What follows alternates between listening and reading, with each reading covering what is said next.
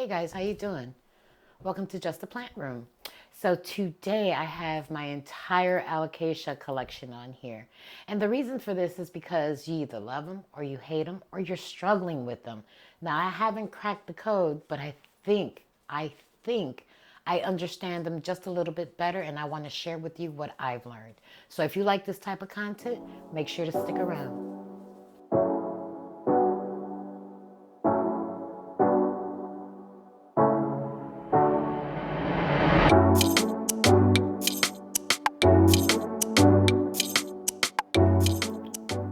Hey guys, as I mentioned in the intro, today I have my entire Alocasia collection on here on my table. And the reason for this is because I wanted to show you that this is what I've learned and I want to share my experience with you. So we'll start with the basics, right? Let's talk about lighting. Alocasias enjoy bright and direct light. In other words, they don't want that light hitting on them directly, but they do want to see that bright and direct light. So bright and direct light would be something like what this, the plant that I can't say the name of, is getting, or where it's coming from above. She gets a little bit from the side. It touches her, but it doesn't scorch her. And how you can tell with these alocasias that I have on my table, you see how their leaves are pointing? Their leaves are pointing up where they're looking for the light. So the light source for them is coming from above, but it's not right on them. It's very, I can't even explain it. It's bright, but it's not direct. They enjoy that. The second point I want to touch on is the watering. So what I've learned from alocasias is that they don't like to go dry. They want to stay moist. And I think this is directly related to the leaf cycling. So you know how when you buy an alocasia, they're all real pretty and they got a bunch of leaves, and then slowly but surely one dies off, another dies off, and when you come to see, you're kind of something like this one. This is one that I struggle with. This is my Friedrich. It's not the variegated kind, it's just the regular old Friedrich. They cycle the leaves, and that's because the medium gets too dry. And they like to stay moist, but not wet. And here I go with that again, right? So it's kind of like with prayer plants where it needs to stay moist. So for me, what I've done is these are supposedly, this little container that she's in is supposedly a self-watering pot, but I don't use it as such. Basically what I do is I touch the top of it, and if it feels dry, then I water her a little bit. I don't keep water in the reservoir for this one, but keeping them moist will allow them to produce those leaves and not kill off the next one. They kill off the next one because they don't feel like they have enough of the moisture to maintain all of the leaves. That's why you get that cycling. Let's talk about soil. So in my experience, I found that they can grow in a bunch of different types of medium. I'm not a fan of the peat, but they can thrive in that as well, as long as you understand how to maintain it. On my table, I have these alocasias growing in different types of medium. For instance, this Friedrich is in my regular old chunky soil mix. And what I found with this is that it does dry out too quickly for her. So I find myself watering her a little bit more frequently. Typically depending on the weather and the conditions in the house, like if it's warm, I'm watering her twice a week. When it cools down, I'm watering her a little bit less. But as I said, you can grow them in different medium. So this is my dragon scale, and she is in pond. Now this was the first one, or the first alocasia that I actually tried in pond, because she wasn't happy. When I purchased her, I got her at Pikes, and she was in one of those peat mixes without any perlite. It was straight up peat. And she was doing the leaf cycling thing. She was just not happy no matter what I did for her. So I decided to try and put her in pond, and she's been super happy since then. And I can't complain. I let the water reservoir dry, And when it's been dry maybe for a day or two, then I fill up the reservoir again. So she never goes dry, hence all of the leaves that she has. This is an example of what I mean potted in peat. Now this one I've had for about 6 months. It's not struggling, but it's not doing as great as the others, I would say. This is the first leaf that she's put out in a long time. Her mix is more of, it's peat with perlite. And at some point, probably soon, maybe after this video, I am probably going to repot her into something else. But as you can see, and this is a product, that tip right there, that you see all yellow, that is a product of her being too close to the grow light. So that's a burn. Those are the things that we need to watch out for. But as I was saying, they can grow in a bunch of different types of medium. The idea is to keep them moist. As another example, so these are propagations from my Alocasia black velvet. Now she puts out corms differently, and I'll show you that in a minute. But she's actually propagating in, let me see if I say this right, fluvo. Well, you guys know what I'm saying. The black stuff. She's been propagating in here. I put a couple of corms. Actually, I put 4 of the 4, only 2 germinated. But she's putting out leaves. Pretty soon she'll be in a position where I can put her in a different pot and potentially offer this up for sale. So that covers the soil portion. And kind of the watering portion too, because we talked about that. They don't like to go dry. Now, pest.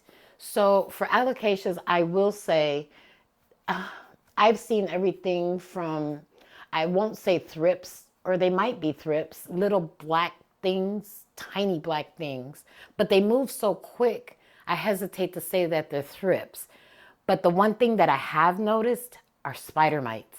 So when I first started my plant journey, bugs were like, ew, spider mites, mealy bugs, ugh, gross. And not to say that they still don't gross me out, but I find that if you take and you wipe your plants frequently, you tend to avoid issues with spider mites. Now, every once in a while, I walk through and I look at them to make sure that there's actually nothing on them.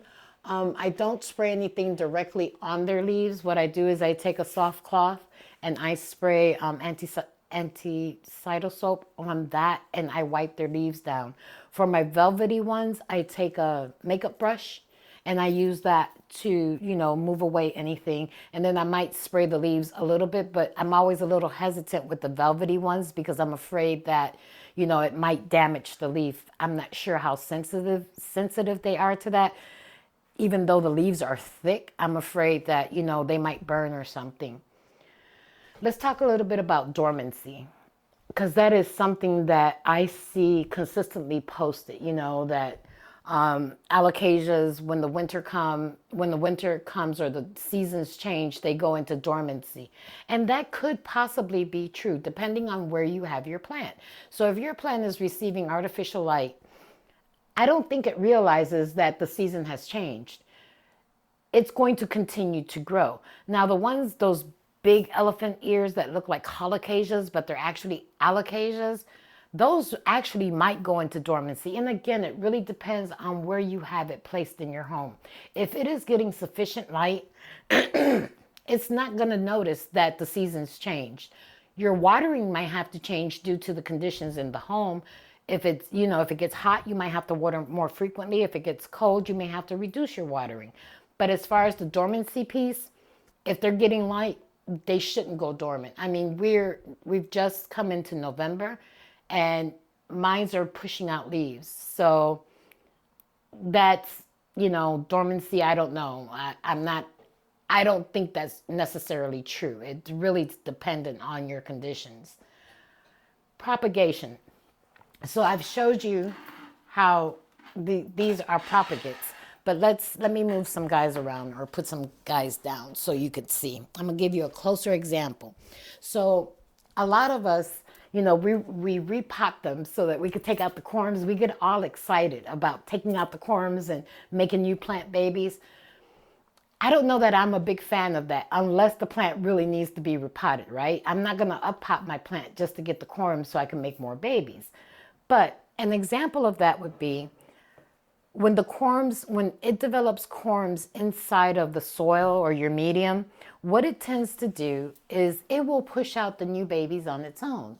So in this case, you see that little sprig right there?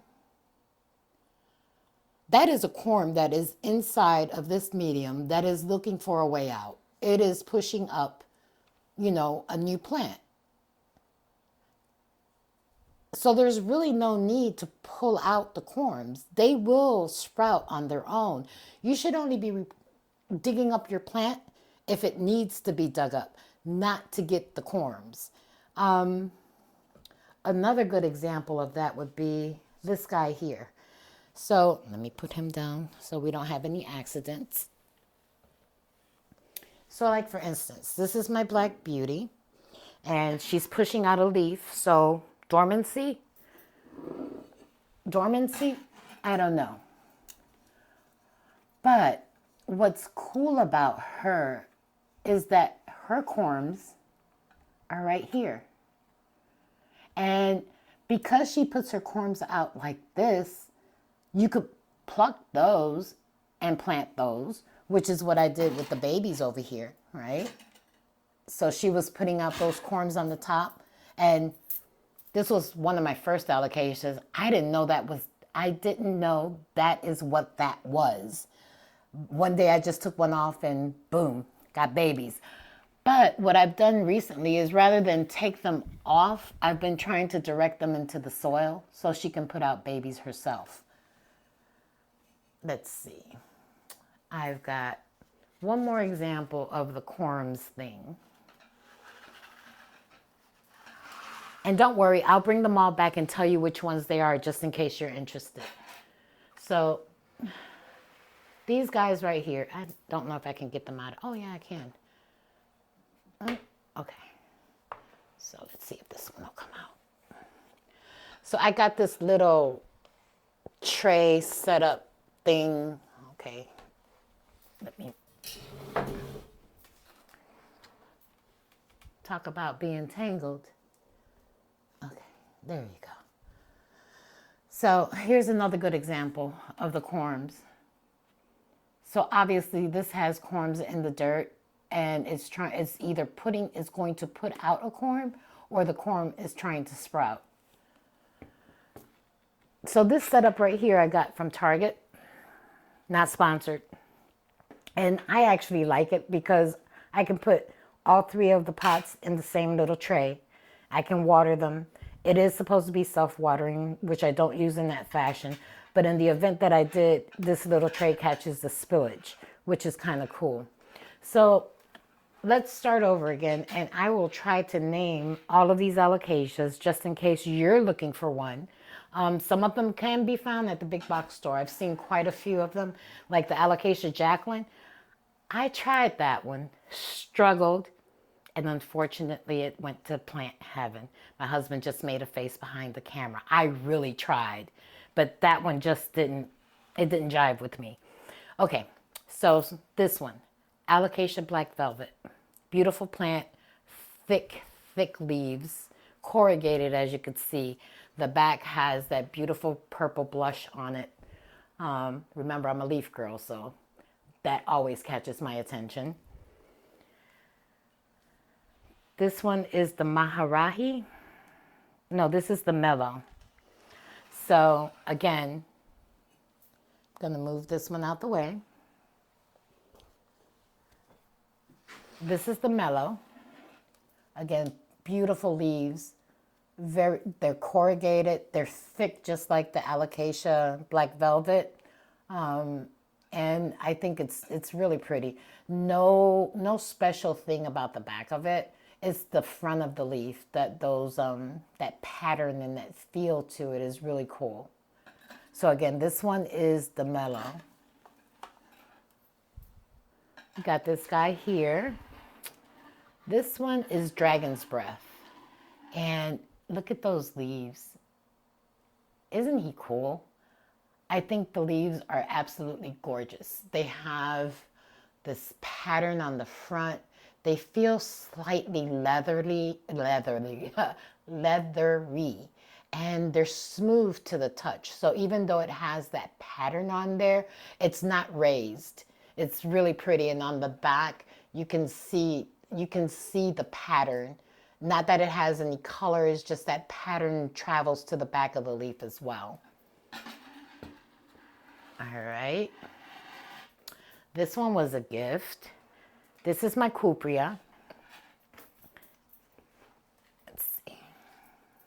Move this one back, move this one forward. So I have seen big, gorgeous leaves on the Cpra.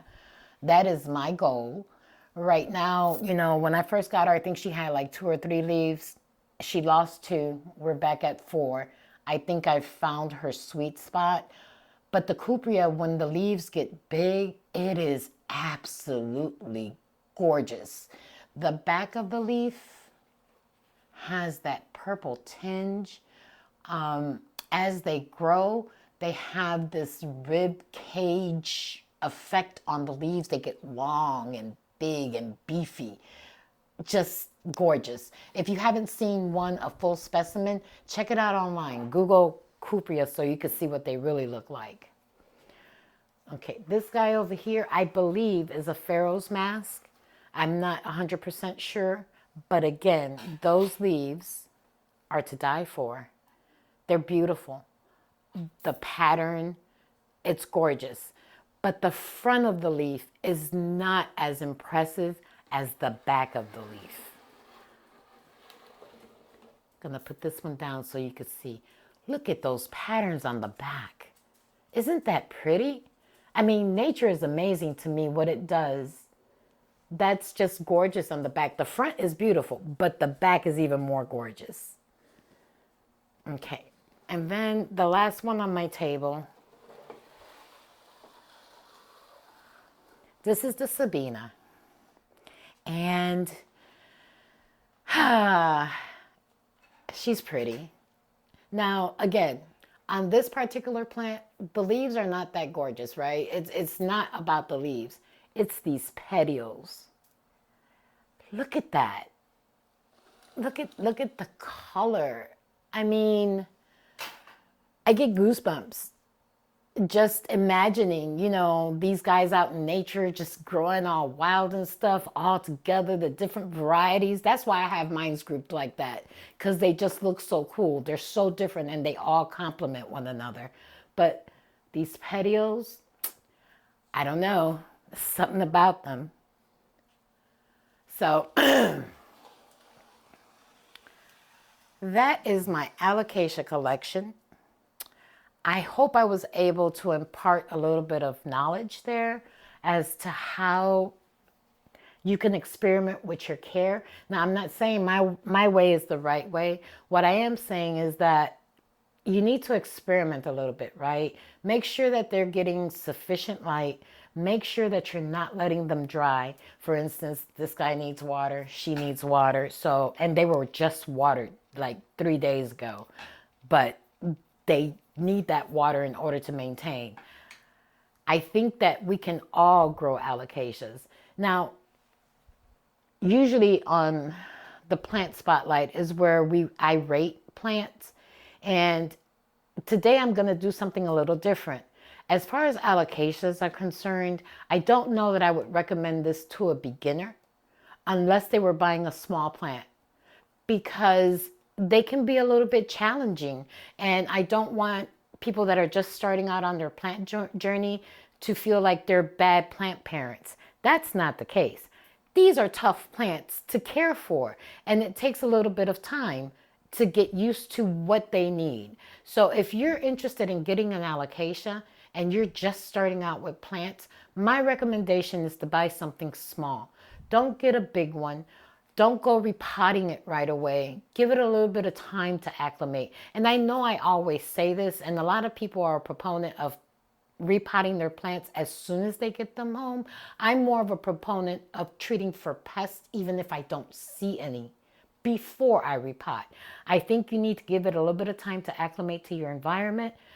And then, you know, if you don't like that soil medium, then repot it. But if you're going to buy one, get a small one just to get a feel for it. Once you can master that one, then go ahead and grow your collection of alocasias. So guys, let me know how you're growing yours. Are they all in pond? Are you using do you have a different soil mix for each one? What kind of light are you giving your alocasias? Are they going dormant on you? Talk to me. I want to know, because that's how we learn. If you share this information in the community, we all grow. I appreciate your time. Look forward to seeing you real soon. Thank you for visiting. Don't forget, like, subscribe, and comment. Bye, guys.